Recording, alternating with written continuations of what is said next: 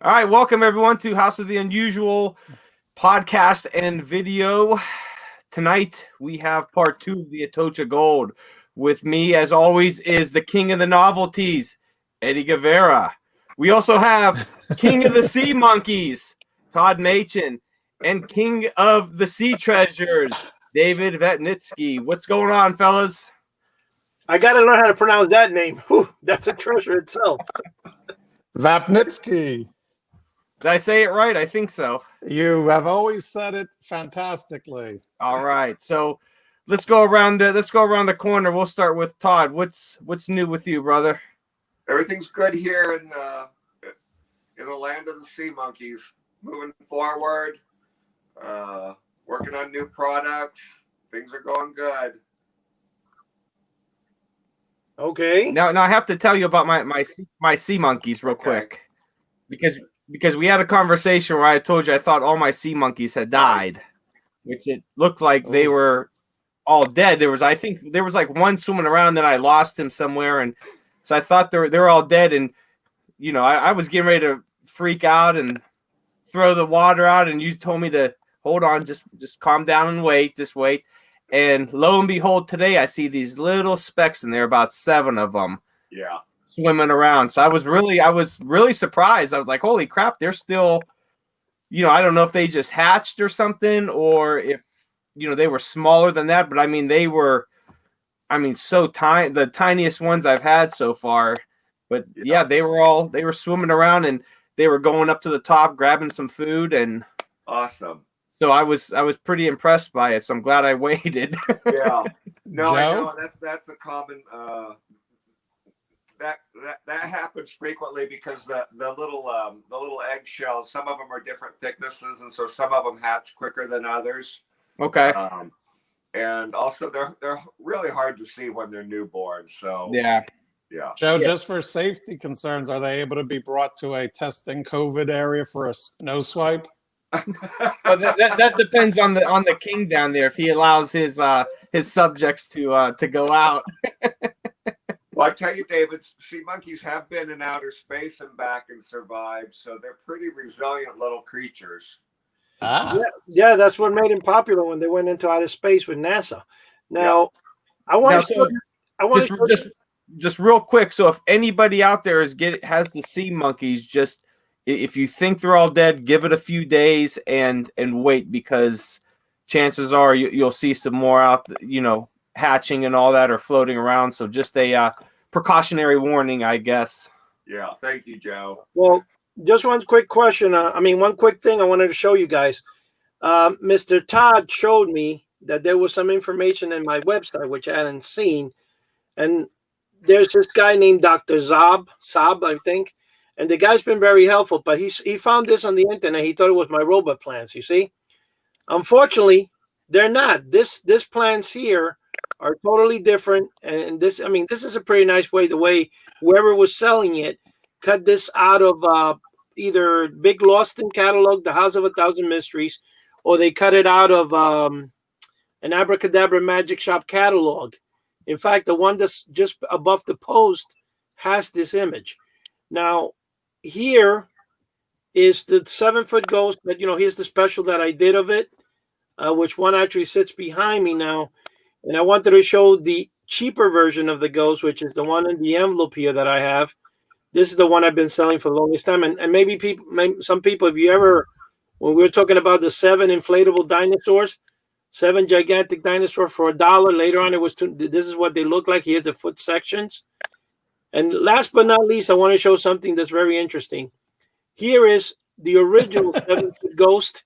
Now this here, if you see the date when I got it, June 1974, it's original, and this is not the Johnson Smith. The Johnson Smith, I don't have it right now pictured, but this is my original that I put into this casing, and it's actually pressure sealed so that the balloon here, as you guys could see, would always be intact. And if anybody out there has this, you got to send it to me. That's Joe, great. Joe's in shock. That's great. We got to bring Joe. We got to bring Joe there to the full. There you go, Joe. Right behind you, Joe.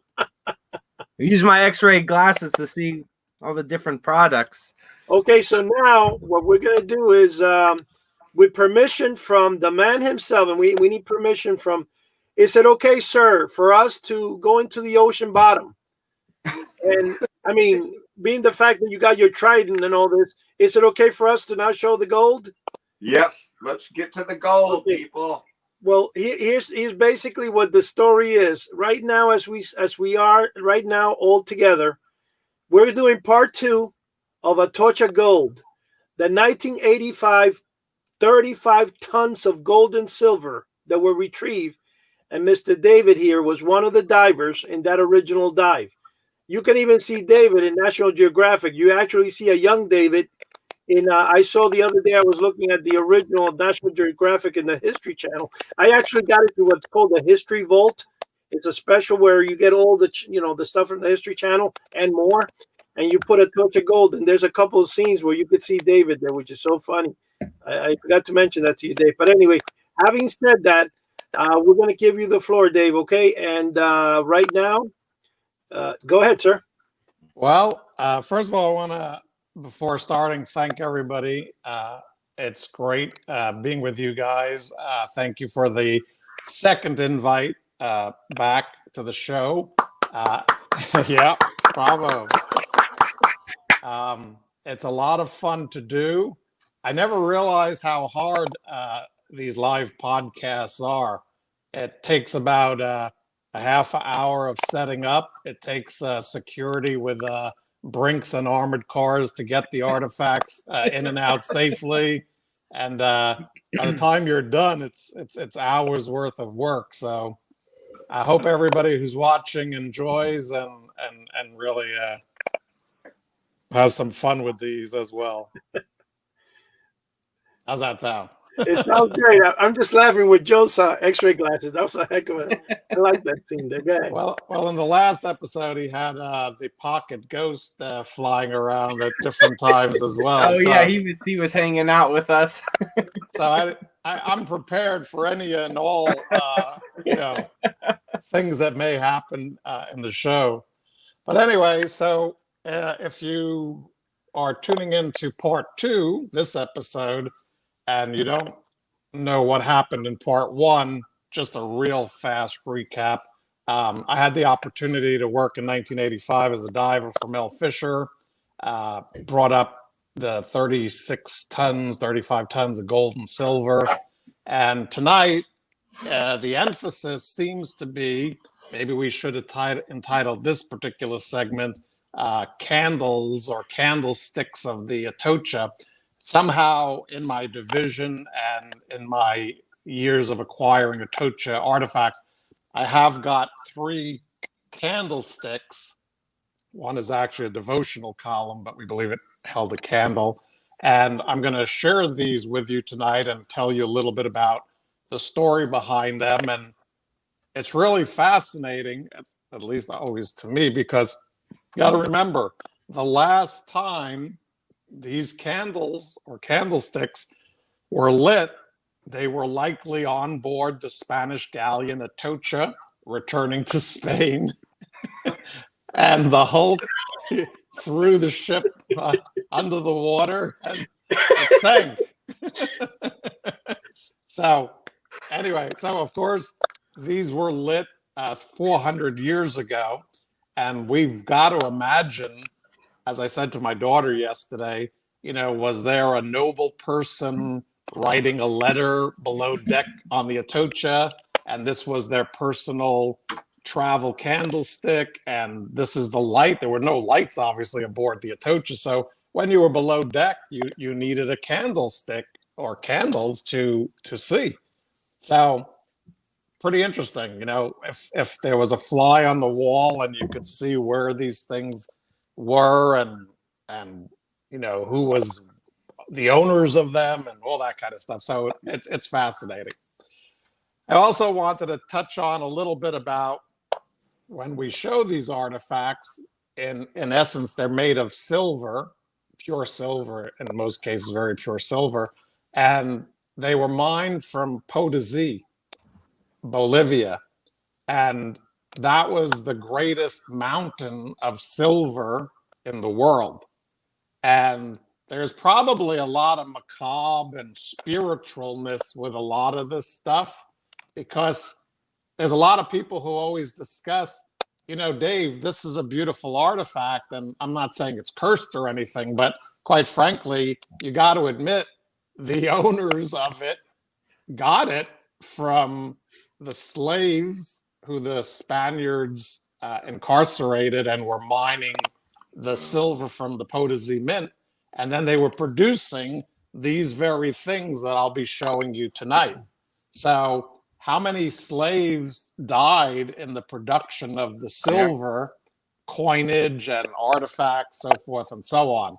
So I once did a speech at a museum, and there was a Latin American gentleman, and he wanted to discuss that because although he was very interested in hearing the story of the Atocha, he was very interested in making sure that everybody knew about the peoples of the Latin America, so forth, that were enslaved and you know, were doing this stuff. And we discussed it, and it was, you know, rather interesting and stuff like that.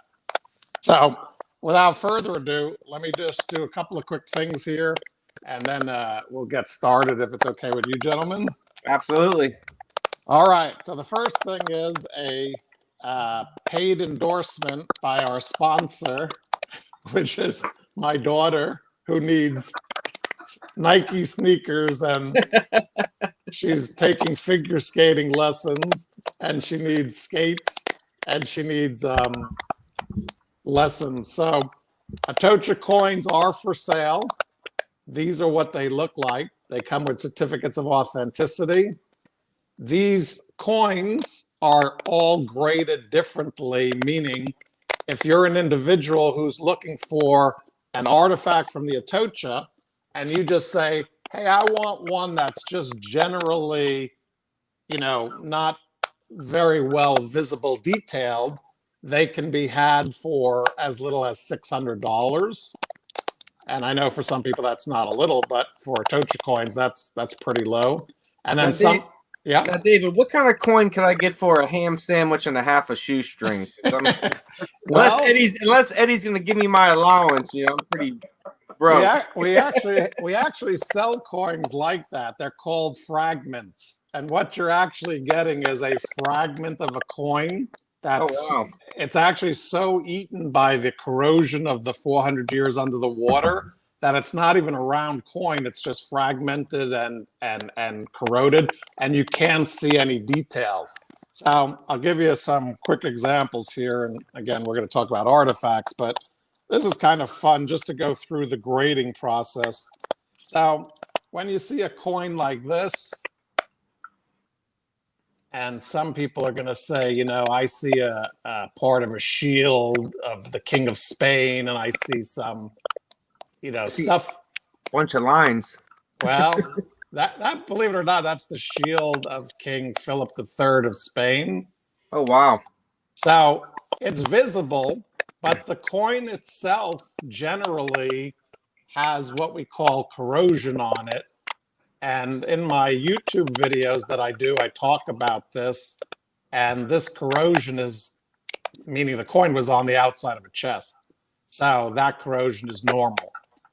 But when you look at the next level up, you don't see dramatic improvement, but you go from what's called a grade 4 to a grade 3. And then on this one, tell me if you see any more detail. And this would be a grade 3 coin. Oh, yeah. Let me see if I'm holding it right. Yeah. So if you see more detail, and then what's happening is the coin is bigger and rounder, and it has less of that pitting, and it's basically a more solid coin. So this is what we call a grade 3. Obviously, a grade 2 gets better, and then you get to the point where you get to a grade 1, and this is for somebody who really has disposable income, and you know they're really wanting. Todd. All right. Can I borrow some money? Okay. If Todd's got the disposable income, these are the ones that people go for, because look at what happens with a coin like this. Oh wow, that's really detailed. I mean, So that would be in what, like the mid? That would be probably what, in the middle section of like the chunk of coins. it's literally in the center of the chest. Okay. Wow. And again, I'm trying to hold it up to the camera. I don't know how I'm doing, but you should see. Yeah, there you go. That helps me. You should see literally lions and castles and part Yeah. of the legend of the coin. So this is called a grade 1 coin. Wow, that's really cool. And then when you turn it over, you have the shield of Spain. Now you could definitely see the shield and the details on this one. I mean, you could definitely make it out. Correct. And then you see how it's shiny silver, which means it's not pitted and corroded, so it's very, solid silver. But you go, the Treasure Salvers Company made them grades 1, 2, 3, and 4. And what I love, and I asked Eddie for permission, I'm going to do my pitch, and then I'm going to get on to artifacts. So here's Atocha coins for sale, 702-374-2148. I love when people call me and they say, Dave, I've been looking for an Atocha coin for years. I want to own one. This is how much money I got. What do you got for me? We always find something that's a right fit for the people. That's And then great. if you want to watch some videos about and learn about Atocha coins on YouTube, Atocha Dave, there's 4 videos discussing Atocha coins. So I'm easily found just by typing in on YouTube Atocha Dave. And if you want to email me, it's skyvaper247@yahoo.com. And even though Eddie puts all of these in the links, for some of us who are of the older generation, How I'm did using. How did Yeah. you do the magic trick? It was empty, and now suddenly it's got writing on the paper. You was writing when it came empty, now it's got writing. Go ahead. I'm only kidding. I pre-prepared this on Instagram, Atocha coins, and then you can see posts, or as they say, PM me. I guess that's private message me if you want. So whichever method you choose, but I really enjoy speaking to people. A lot of times they say it was my dream and I couldn't do it. And, I'm speaking to somebody who had the opportunity to dive and know Mel Fisher. So I love talking to them. They say sometimes it's a dream come true. So anyway, you all got your, 15 minutes of fame, and that was my 15 minutes of fame and stuff like that. Well, I have a question. Where is the coin that you set aside for me that I'll be getting from you? Is it there? Sure. I mean, if you want to slip a grade A in there, it'll be okay. And I'll grade 1. It's fine with me. Yeah, David, send me one of those really rare ones with the portrait of George Washington on them. Not on the Atocha, I know that. Really? Wow. Here's the king of sea monkeys is trying to send me a fake coin when oh my gosh. All right. Wow, Lincoln was on the Atocha? What? Wow, man. And then I'll be showing it to people and they go, there's only a problem, Ed. What? George Washington wasn't born yet. Oh, really? Go ahead, Dave. Eddie, I got to thank you, by the way. Being a new guest on House of the Unusual, I happen to find just today, as a matter of fact, one of your earlier videos from 6 years ago. And it was great, like 2,000, 3,000, 6,000 views, whatever. But it was maybe the first one you ever made. And you made me laugh hysterically because you were talking about the passion of collecting and how you got involved, which I watched every minute of it. Really? Thank you.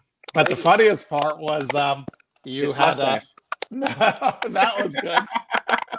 But you said actually you enjoy collecting so much, and you were talking about running, out to the postman to get your items and stuff.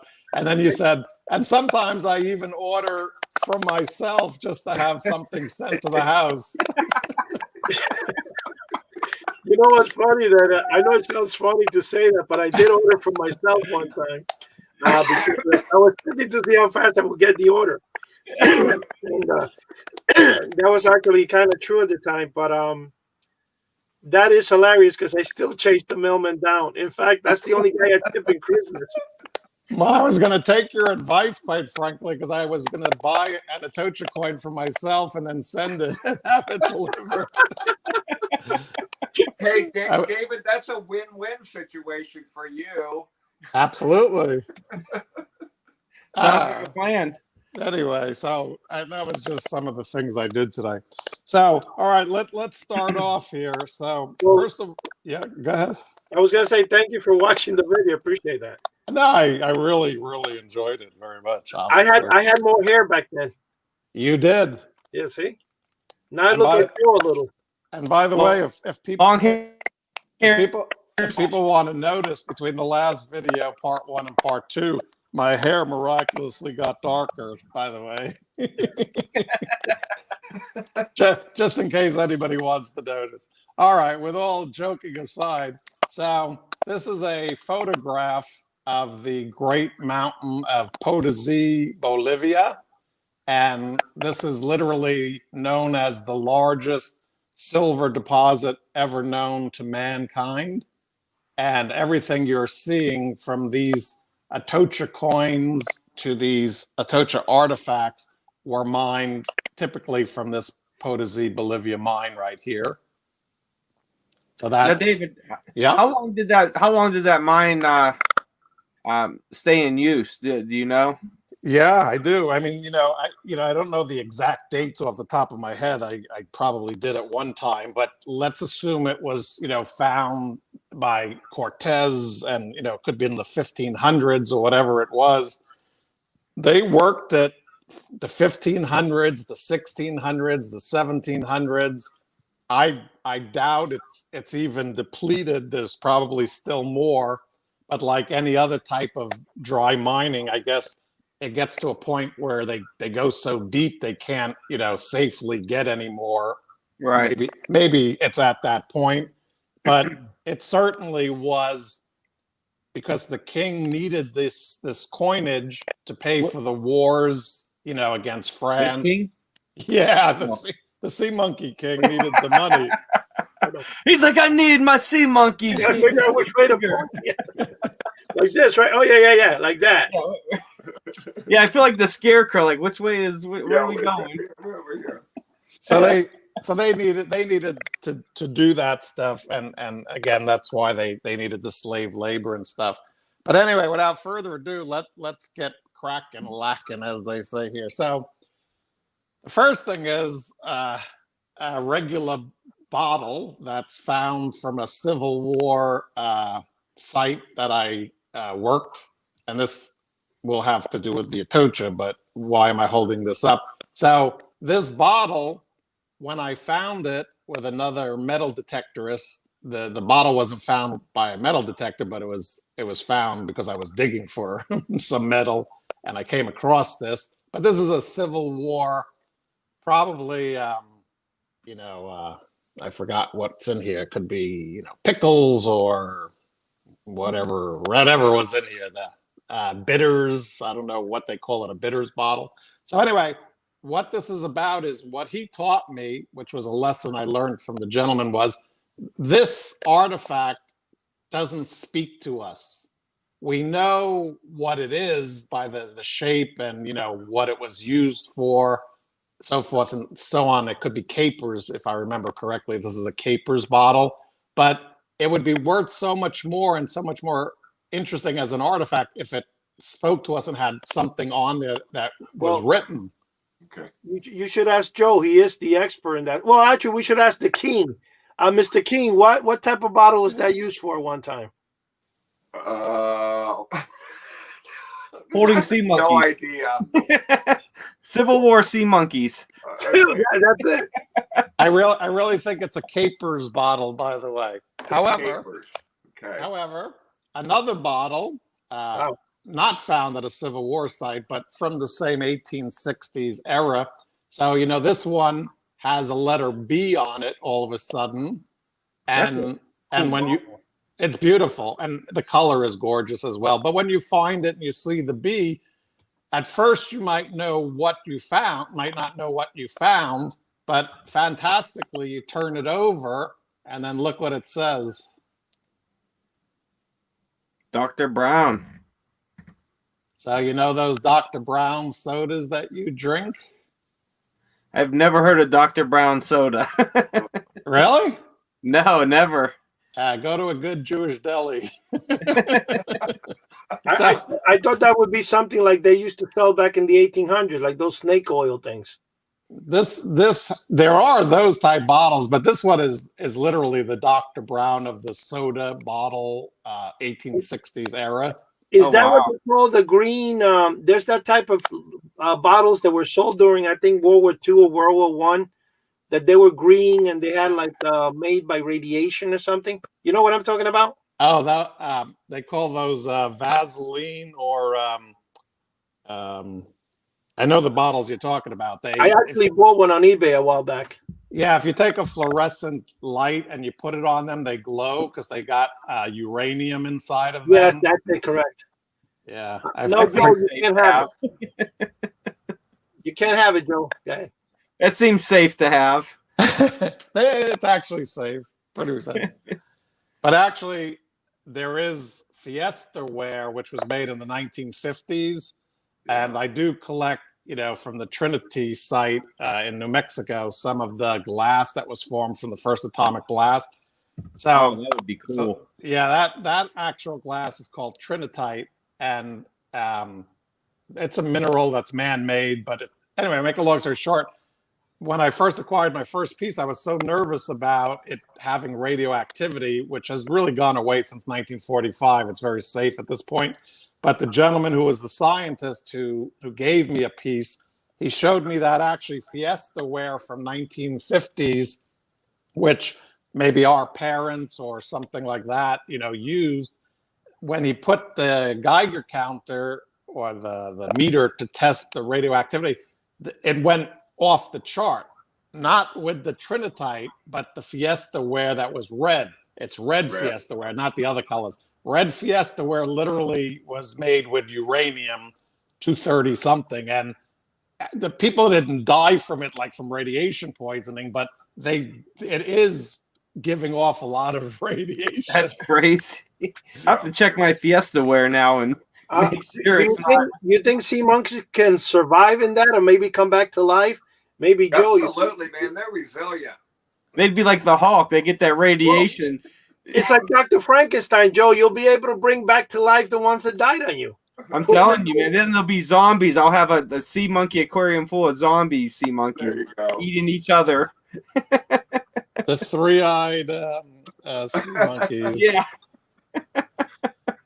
All right, let's show some pictures of what the real stuff looks like. So I'm using the book here, the Christie's auction catalog from 1988 for the first one. But so this is literally a galleon Atocha candlestick. Oh, that's beautiful. It's magnificent, by the way. And what it is you've got the stem, which is the top part, obviously, that the candle goes into. And then that heavy base is like, 7-8 inches across. And it's very solid silver, heavy silver. That stem is heavy silver. And these had to be heavy because if these were used on the galleon and the ship is tossing and turning and doing that, you can't have a wooden ship go on fire. So literally, these things are pounds of silver. Only Eddie's ship does that. That's No. I was going to say, instead of sending me the coin, I'll take the candle instead. Yeah, well, everything I showed tonight is a step up from a coin because artifacts are one of a kind, meaning there could be one specific candlestick that was found and there's been no other ones that match it on the Atocha. And then there could be another one that 7 or 8 of them were found and they're similar. So how do you price a one-of-a-kind artifact? This is not a one-of-a-kind. There were a couple found, but maybe these are the ones that the captain or nobles had on board. Certainly the galleon needed light below deck, and this is silver. So we're going to show the actual one that I own, which is the stem. I don't have the base, which is that heavy part shown there, but it definitely screws down into a base. I'll Now, send Dave, you. what is that? What is that worth with the base? The holder. Well, the price there looks $1 million. What is that? $1 million or what is that? Well, this is a 1988 Christie's auction of the Atocha and the Santa Margarita in New York City. They had that auction, and that particular piece went for $12,000. Holy moly! Joe, that's nothing. I'll send you the check tomorrow. Yeah, I got it. Hold on, it's on its way. And by the way, that's 1988. Today, when you figure all the years, they've gone up in value because people want them more so now than ever before. Wow. So here's mine right here. Oh, that's beautiful too. Well, it's the exact same stem that you just saw, except we don't have that base. And I'm going to kind of bring it in again. You know, we're working with the camera here, but look at the amazing workmanship of this literal. This is screwed down into the base. I was gonna say you could actually see the craftsmanship on yours, rather, a little bit more than the photo, and that's just, that's just crazy. I mean, what's amazing about this is, these are threads. I mean, that's the correct, mechanical word. So the threads go down into the base, and then it's securely held there. I'm trying to get a shot inside there. But of course, a camera can never do justice to what I'm holding right now. Is literally, a lot of my friends and myself are silver stackers. We collect silver. But if you ever have a 10-ounce bar of silver in your hand, it's got a lot of weight to it. This has about 12 to 14 ounces of silver. This is heavy. This is not light silver. This is very heavy, pure silver. Wow. Yeah, that looks heavy. I mean, it looks like it's a solid piece of work. It is. And again, with that base, which would be probably another pound of pure silver, you had a couple of pounds. So the thing wasn't, falling over and stuff like that. I'm going to also do something a little bit ceremoniously here tonight, but real fast before I do that, I just brought this out from down below in my collections. This is nothing other than I picked up at a Salvation Army for scrap silver. This is sterling silver. And this is from the 1950s. And when people got married, people gave these as gifts. But the reason I'm showing this silver candlestick from the 1950s is it's sterling. And listen to this.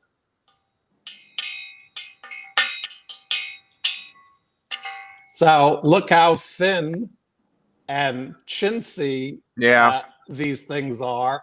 And then you go back to the Spaniards 400 years ago, and when they made this one piece here, this is 16 ounces of silver. They made it to last. Yeah, and this is not even an ounce of silver. This is so light and cheap. Oh, wow. And this is so heavy, and it's gorgeous, by the way. But this is pretty cool. I'm kind of into watching the P.T. Barnum and the macabre and everything.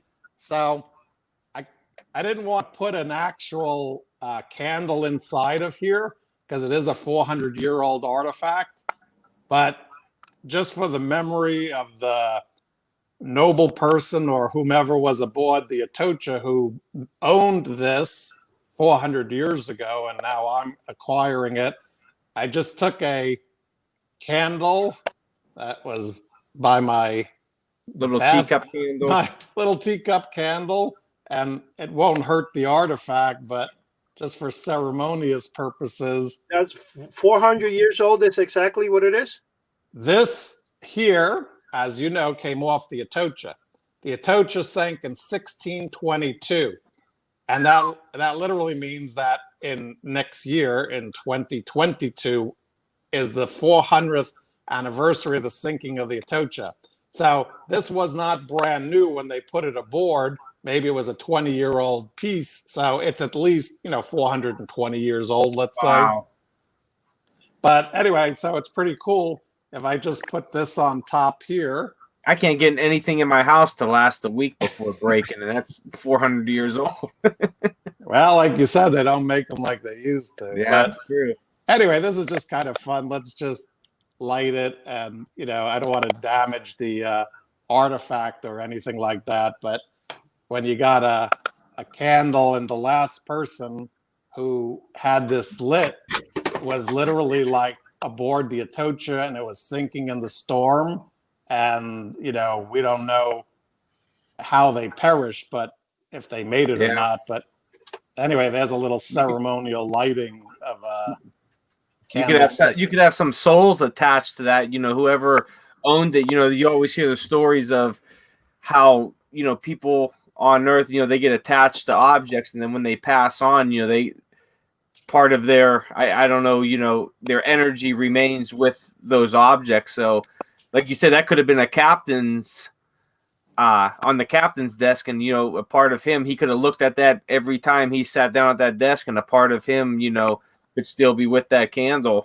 That's definitely my feelings, and about these things. But well, Dave, you think about it. You think about, like you were talking about earlier, like all the slaves that probably passed away just in the mining of the silver. And then all of the people that were on the ship that perished when it sank.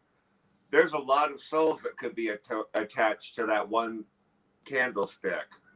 Eugene Lyons is the doctor who found the Atocha. I know everybody says Mel Fisher found the Atocha, but Eugene Lyons is the doctor who was able to read in the archives of the Indies in Seville the actual location of where the Atocha was, and he sent Mel Fisher to go find it.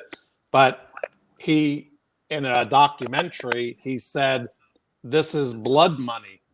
And I'm not saying, people shouldn't buy an Atocha coin, certainly, but let's not kid ourselves. The Atocha had bars on board, and when you read in the manifest, it's for slaves that were bought in Cartagena, and, they were using bullion to buy slaves, and slaves were working and producing this stuff. So, just a little bit of history. 1 second, Dave. I want to ask you a question. When I get my coin, can it be the one that they didn't use to buy any slaves? At least my coin doesn't have blood on it. I don't want weird stuff to happen here. You know what I mean? I'm gonna send you one that was blessed by the Pope himself. Oh, that would be good. Let me bring it back up and go ahead. It brings only good things. All right, so this is a second artifact, and I was going to so many different bank vaults today that I didn't have the opportunity to get to this one, but this is a second one that I own, and this is tremendously valuable even compared to the one I just showed you, simply because this one is what's called gold gilt. So it's silver with gold gilt heavy wash on it. And to give you an example, and I'll bring this back up and tell you a little bit about this, but to give you an example, this one silver coin in 1622 was literally, if you were a sailor aboard the Atocha, you would get a month's wages, and it would be this one coin, and you could provide for your family, buy food, so forth and so on. So this was a lot of money. This 1 ounce of silver was a lot of money in 1622. And they made smaller denominations, 4 reals, 2 reals, but this was like $1 back then, and $1 for the month was a lot of money. So is that what they call pieces of 8? That's how it's called, pieces of 8. A full round piece like this is the whole 8 reale. if you were to buy a smaller coin that was half the weight, it could still be round, but that would be a 4 reale. And then a smaller coin like this one compared to this. This is a 2 real coin versus an 8 real coin. How did they print those, by the way? I'm sorry? How did they print them? What did they do? Did they I'm just kind of curious. Do they like use a hammer and chisel type of thing? There's a picture right here on the certificate which shows it. They actually used a anvil and die and hit the molten metal, and they were all hand struck. Got you. So there's an actual picture of exactly. That's exactly what I thought, but I wasn't sure. That's why they're kind of like off center, some of them. Yeah, that the Spaniards didn't care about the looks. All they cared about was there was 1 ounce of silver in there. And, you know, they really didn't care about making a pretty looking coin. So treasure coins are that.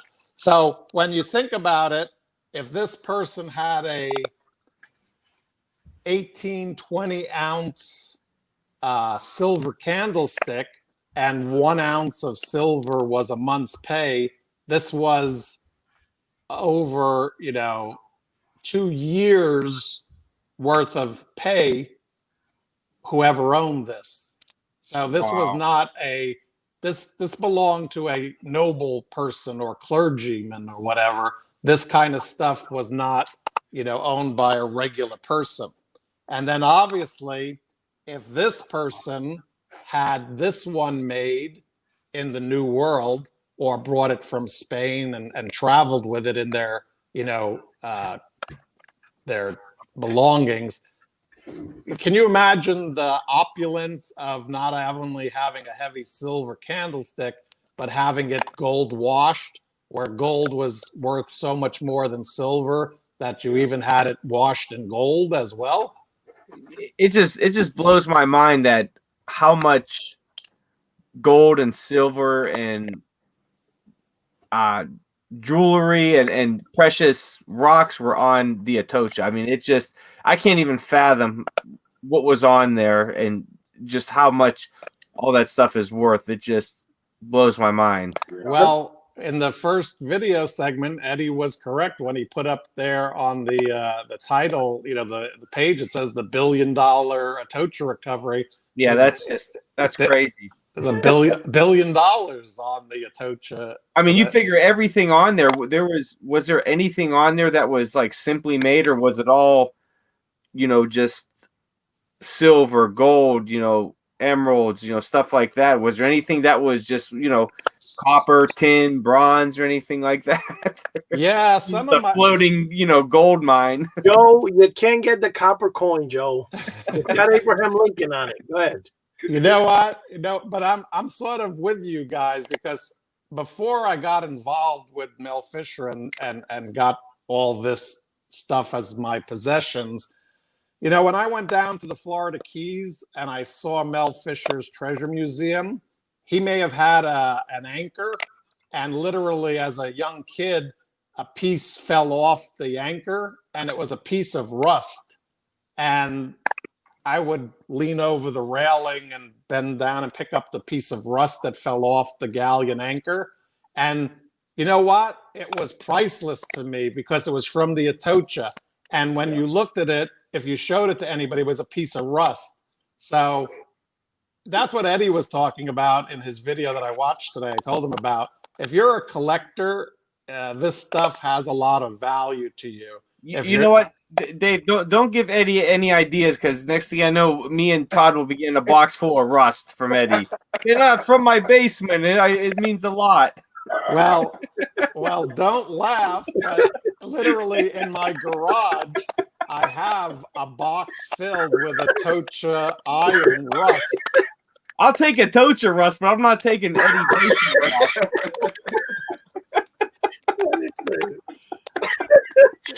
All right, so that's that one. And then this is going to be the hardest to show, but this is so cool. On the bottom of that very piece that I just showed you is not only the treasure salver's artifact number, but there's these 2 pomegranate and stamps on there. So it's a king's seal of a crown and pomegranate. And the pieces that were found, there were only 7 of them in the entire Atocha that were all different objects. But this is from the 7 pieces that were found in one box. So this pomegranate group were all gold washed and they were all together. So whoever owned this exact piece, literally, we know was with the other 7 pieces that were found, and they're of the highest quality. And then when I keep showing you the certificates, like for the coins, well, when you have an artifact from the Atocha, you get an artifact certificate, and it shows the actual artifact right there. And it says artifact from the Atocha instead of coin from the Atocha. And then this is me holding the piece right there. And in the background, I got the National Geographic on when we're under the water looking for the stuff. But there's the piece right there. And then one of the things, believe it or not, that makes this even so much more valuable is Mel Fisher did book covers and advertisements for the state of Florida to entice people to come down to the Florida Keys. And this is the famous picture of him on a book cover. And I'm going to zoom in for you because I took this picture and I had it enlarged. So you see he's got a top hat with his white tuxedo, and he's got his long gold chain. But in that top hat right there, in the next photo where I zoom in, if you look, and let me get this just right. So I don't know if you can see it, but right there, if you can see that, that's literally. I think the photo, the other photo is the one that had the zoom in. This is the. You know what, Eddie? Yeah. I couldn't. Oh, there we go. I couldn't do it without you. You zoomed out. So right there is the exact candlestick that I just showed you with the gold wash on it. Oh, wow. So Now, this is in Mel Fisher's, famous photograph. So anytime you can link up an exact artifact that you received from the Atocha and you can see it in a picture, with Mel Fisher, that becomes known as like a plate artifact, or it was published or whatever. So it just adds a lot of, collector's value. Dave, would you take $500 for it right now? Nope. Cat. Nope. Dave. Was that? He'll send you a box of rust. Yeah, listen, it's not really rust. It's actual dirt from Mars. The necklace that you wore and you were wearing in that auction photo last time. That was the exact same chain that I was wearing in that auction photo. Yeah. And that was that big one that Mel always walked around with in town in Key West and dribbled into people's hands. But Eddie, that chain was so amazing. I couldn't believe how big that was when you were showing it. And if anybody wants to know what we're talking about, check out the first video with Dave from a couple weeks ago, and you see pictures on just how huge that chain actually is. Yeah. But let me ask you a question here to Sure. Mr. Todd. Mr. Todd. Uh-huh. Yeah, get a little closer there. Oh, you see what Todd is showing right now, a cup that, well, he was so nice, he sent me a version of it. I got mine in the post office. Look at that. I just thought I want to show that to you guys. Oh, that's cool. Where's mine at? I gave it to Todd as a gift, He's a nice guy. Right. It is beautiful. Boy, and all I got was a rock. Well, wait a second. Listen, your rock came from Mars, so it's special. Yeah. Along with a bucket of rust. Yeah. Well, as we all get to know each other, I know you'll all be getting a piece of Atocha rust. Wait. But this is not my artifact, but I'm just laughing because when Eddie said, would you take 500 or 5,000? In that same group of 7 gold washed pieces was this piece, which is a chalice. Oh, wow. So it's silver with that same pomegranate group, as they call it. So it's from the same person and the same grouping. So this was for sale at the Christie's 1985 auction. And Eddie, how much was your offer for the candlestick? I'm not going to offer you anything for that. Take a look at what the auction house had What's that say? this up for sale. 165,000. That's what it sold for. Look what it appraised at. 120,000 to 180,000. That's amazing. And Now, that is that a drinking chalice, or is that like a bowl for like fruit?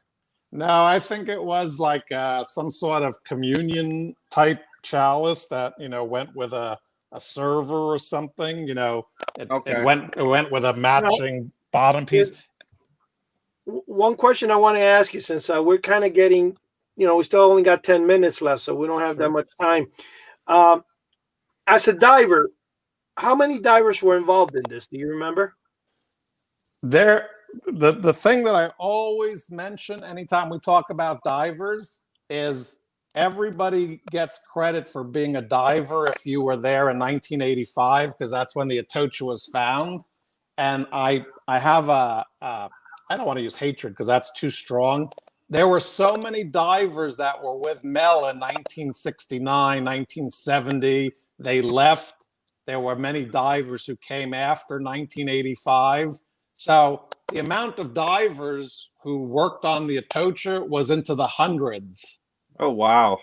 Over that many years, by the way. Years. Yeah. But every time we talk about divers, everybody always says, you know, Golden Crew and you were there. And well, yeah, but give credit to anybody who helped Mel earlier, before the mother lode was found, after the mother lode was found, during the mother lode being found, so forth. Teamwork makes the dream work.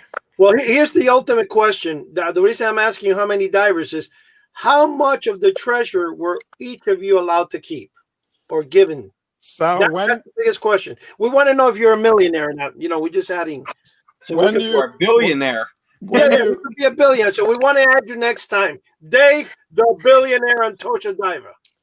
Well, Mel Fisher, like I said, when you type in his net worth, which, you know, you can go to any website, Yahoo, Google, and say Mel Fisher net worth.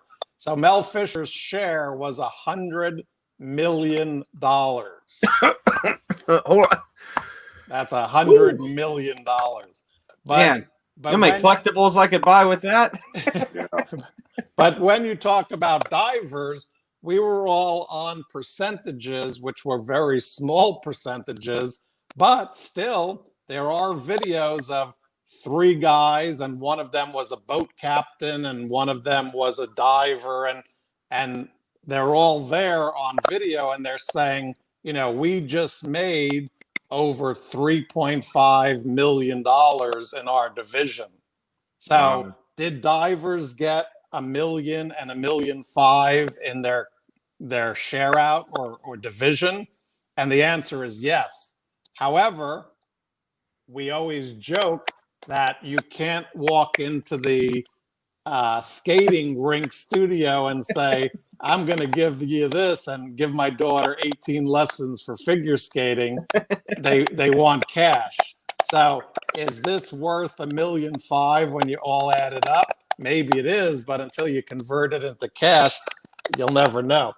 Because we're running low on time, I don't want to miss this, because this is really, when we get into stuff and we talk about museum stuff, then we might as well end on this piece here. So I apologize about how difficult everything is, but I'm going to walk you through it. This is literally, that tag there is the artifact tag that's hanging out. Every time we find an artifact, we print up a tag and we put a little rope around it, and then it stays with the artifact, so that on board we know what artifact it is, and then the certificates are printed up. But what this is amazing, quite frankly. There's only 7 or 8 of these known in the world.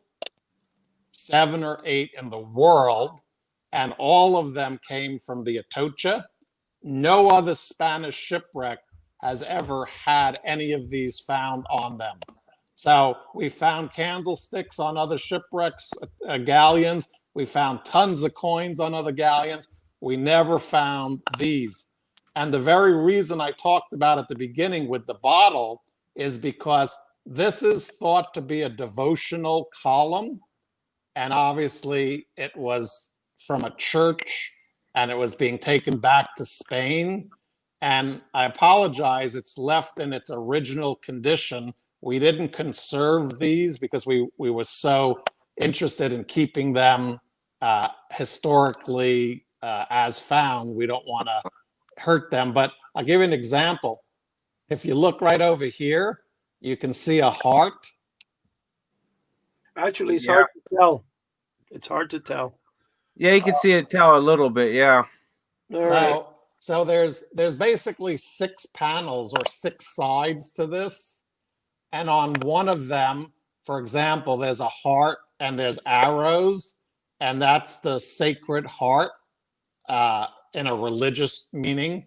And then right over here is the letters IHS. It may be in reverse imagery because I'm doing it on the video here, but do you see an IHS? Yeah. Well, obviously IHS is Jesus Christ. That's IHS.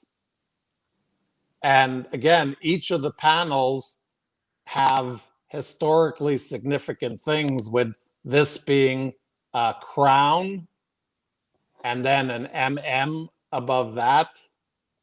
And we believe that to be Mother Mary. So again, a piece like this really has to be studied. And quite frankly, you know. What's that made out of, Dave? This is made out of pure silver again. Of course. Why not? Nothing else, but you're not gonna get copper out of it, though. Yeah, we don't deal with the lower metals like copper, whatever. It just still blows my mind that everything on there, and how crazy. I just silver and gold and everything on it. Just could imagine that. Now, I'm imagining this. If Dave has that much, how much does the king of the sea monkeys own, since he's in charge of the sea bottom? How many treasures do you really own, Todd? Just the tip of the iceberg there behind them. Let me tell you, the value of sea monkeys is considerably less than the value of just by this much, though. Just a little. Hey, I'm telling you, Todd, Dave, you think there's a chance for a number 3 show? Sure. I'm running out of artifacts, but I'm sure I could find something. I got a good artifact we could talk about. No. This one. We'll talk about. Hey guys, this one. We're at about 2 minutes now, so we're gonna wrap it up. Todd, thanks for coming on board and joining us. David, thank you. My pleasure. For joining us again. We'll definitely have both you guys back. Thank you for everybody out there listening to us or watching us on YouTube or Facebook or wherever the heck else Eddie, signed us on to. If you can, head over to houseoftheunusual.com. We have a great forum there. You could join for free, meet some like-minded people, talk about some things that interest you, give us some show ideas of what you want to hear. And if you want to be a guest, definitely get a hold of us, and Todd will put you through his vetting process where you have to buy so many sea monkeys in order to get on, and send in so many box tops and $1.25. And, check us out on YouTube, House of the Unusual, and, Anchor, wherever you find your iTunes and all that, House of the Unusual .radio, all one word. Check us out there, subscribe, leave us a like, and join us every Wednesday. We'll be coming to you live at somewhere around 11 p.m. Eastern time, depending on when Eddie could get his act together and get us on. But, we'll be on there sometime, and I believe we still go on 3 a.m. for the new podcast coming out. Starting what we're going to do after this podcast goes live, like it did right now, it's going to be uploaded, and it's going to be available at 3 a.m. on Anchor, Spotify, TunesCast, I think it is, or iTunes, whatever it is. It's a total of 7 platforms we're on. I'm not sure exactly which are. Todd has a bigger understanding of which ones we are, since he does hear all of us many times. And he has us playing at many different rooms in his house, so wherever he goes well, into, he can hear us. like I'm sure Todd sends himself his. He orders his own sea monkeys, and then he gets a couple. And all right, guys. Well, Anyway. we're out of time, so thanks for joining us, everybody out there in video and podcast land. Thanks a lot, and peace out. peace out. So long, everybody.